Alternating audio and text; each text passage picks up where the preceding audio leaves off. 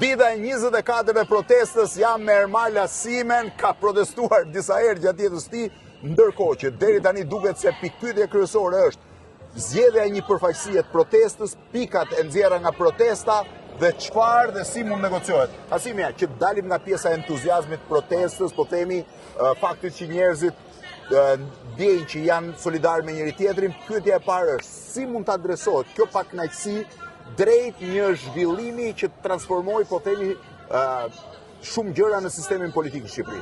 Se sistemi s'mund ta transformoj, sistemi një është. Jo, protesta nuk e zëvendëson as parlamentin, as instrumentat e tjerë të demokracisë, por protesta po dhe nuk e jep do zgjidhje po parlamentin. Protesta shfaq nxjerr në sipërfaqe pakënaqësi ose kërkesa, që nga djetra kemi pasur edhe kërkesa të specifike. Po. Dhe në qoftë se ato janë mjaftueshëm të mbështetur nga njerëz të tjerë, pra nëse këtu do kishim pjesëmarrjen kaq sa kemi në afat më të gjatë ose edhe më të madhe se sa kaq, për shembull pjesëmarrje si ajo që në skaluar, atëherë natyrisht presioni publik rritet jo vetëm mbi politikanët, por edhe mbi mbështetësit e partive politike. Ne kemi eksperiencën ose nëse mund të them precedentin e Serbisë ku 10 muaj qëndrim në shesh nuk arritën të harxojnë presidentin serb. Po, ama e konsumuan legitimitetin politik tani. Patjetër, kjo po. Po mendoj kjo ka ndodhur edhe në Shqipëri. Çështja është si adresohet që djej një zgjidhje. Po, shikoj, ke edhe rastin e Bullgarisë për shemb, edhe të Rumanisë për përpara që dha efektet e veta. Në rastin e Bullgarisë ndodhi. Vende ku pushteti ka qenë më i balancuar midis presidentit, kryeministrit, disa institucioneve. Në Shqipëri në një moment kur presidenti është inekzistent, deri avokati i popullit nuk ekziston më në raport me atë, nuk është më si përpara. Shikoj, di çfarë duhet ndodh tani, çështja është që kjo protestë shërben si një lloj censori moral, le të themi, është i pasqyrë që protesta ja ka vënë përpara edhe votuesve të vetë partive, edhe Partisë Socialiste në një farë mënyra, i ke vënë se si ka dezertim edhe nga kampi socialistu, dhe nga ana tjetër, edhe opozitën e ka lënë në një pozicion relativisht parahatshëm, sepse e ka detyruar që në fakt filloj dhe të reflektoj dhe të mendoj. Nuk e di çfarë efekti do japi, po të gjithë ka vënë vështirësi. E protestës. Cilat janë skenarët sipas teje? Tani, gjëja më e mirë që ndodhi ishte që protesta doli me kërkesa specifike, që janë politike të mirëfillta. Dorëçja kryeministrit nuk ka protestë, nëse nuk do kishte element politik, është festival, nuk është protestë. Po. Dhe kjo është protestë me përmbajtje politike. Dorëçja. Po, është më politike se kaq të ketë çat më. Domethënë, në këtë moment, në momentin që kërkesat kanë një koherencë të tyre, se kemi parë gjatë ditëve që janë kërkuar lloj-lloj gjërash, në momentin që kanë një koherencë, pra, kërkohet dorëçja, kërkohet edhe një qeveri kujdestare 12 mujore që të garantojë zgjedhje të lira dhe të ndershme. Po. Atëherë kjo ka kuptim, ndryshimi kodit zgjedhor. Po si do vi kjo? Se Rama ka 82 mandate, duke hequr mandatin e Korçekut që u largua. Ka plus 3 mandate të Partisë Socialdemokrate, ka më shumë se 3/5 të parlamentit. Ka vetëm një arsye më të madhe se sa kaq, se Rama mund ta bëjë. Çdo ditë që protesta vazhdon, atij i gryen vota. Po ai mendon që duke e ulur protestën, pra duke e shuar dal nga dalë si pasojë e verës, ai mendon që ka kohë të rikuperojë deri në zgjedhjet e ardhshme që janë se ne dimi një gjë, nëse nuk ka zhvillime të jashtëzakonshme, ballafaqimi i parë politik do të jenë zgjedhjet lokale të majit vitit të ardhshëm. Apo jo. Tani pyetja ime e parë është, nëse do shkojmë te ky ballafaqim, a ka humbur Rama mbështetjen në Tiranë? Qartazi nuk do ketë atë mbështetje që do kishte pasur pa protestën. Di pse Blendi se ka një element shumë interesant.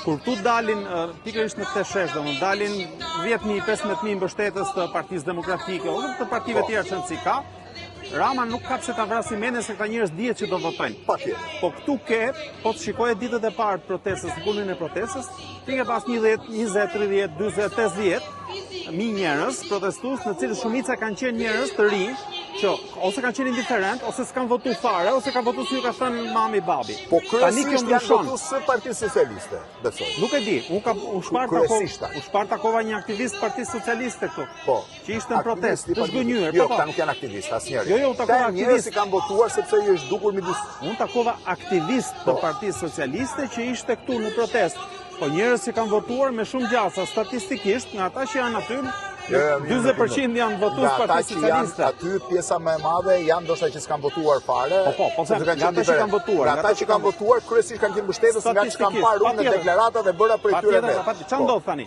Këta të rinj që janë aty, në qoftë se dalin në zgjedhje, sepse kjo është edhe një lloj mbrojtje, një lloj Kjo është futi në një rrugë politike, një brez I cili nuk kishte asnjë interes politike. I ke aktivizu, ja u këndes baterinë. Edhe ta njerëz kur kanë brohorit, kanë ulurit 300-400 herë Rama Doreqe, kur vi dita zgjedhjeve, nuk mund ta harrojnë gjithë lloj situate.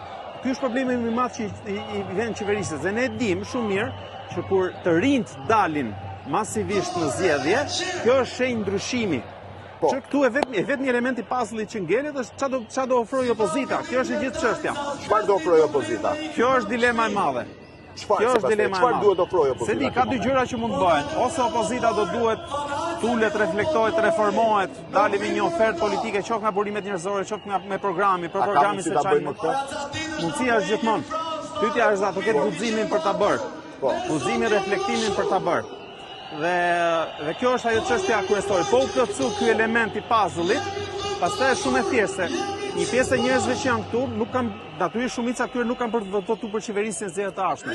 Pyetja është kur kthejnë kokën nga ana tjetër, a do votojnë për opozitën apo për opozitë? Kjo është pyetja kryesore. Kam dy. E para, a ka më karta Rama që mund ta zgjidhë këtë situatë? Zyrtarisht fiktivisht do thotë kam 83 vota.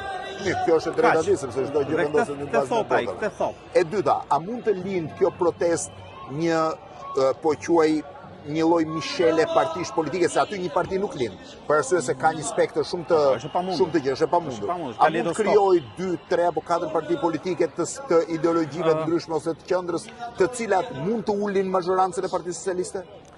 Më duket e vështirë. Pse? Me ato që shohun, nëse do kishte, se ka gjithmonë një lloj procesi kondensimi, ngjizje. Nëse do kishte elemente të tillë, ti do t'i shikoje gjatë këtyre ditëve.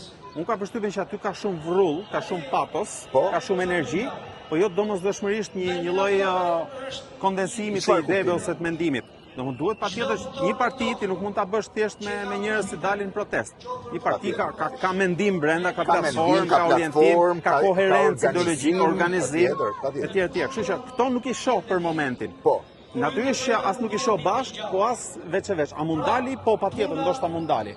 Kush është skenari më po I quaj I rrezikshëm sipas teje? Dhe kush do ishte më I miri? Skenari më I rrezikshëm për demokracinë shqiptare është që protesta fillon edhe shuhet, fiket, dhe ne kthehemi prapë në status quo ku ishim përpara. Ky është skenari më I mirë.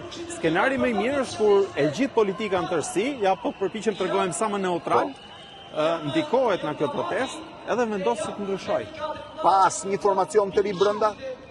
Në këtë moment nuk shoh formacion të ri politik, madje edhe ata që dalin dhe flasin, përpiqen ta shmangin këtë ide për shmangë dhe për çarje. Ne kanë thënë që nga kjo nuk do dalë një parti politike, nga kjo nuk do dalin forca politike. Megjithatë, nga historinë e këtyre viteve në Shqipëri, në të gjitha lëvizjet e vetmja që rezultoi suksesshme që lëvizja e studentëve në 90-të, sepse nxjodhi një përfaqësim dhe një negocim. Po, kishte edhe një komponent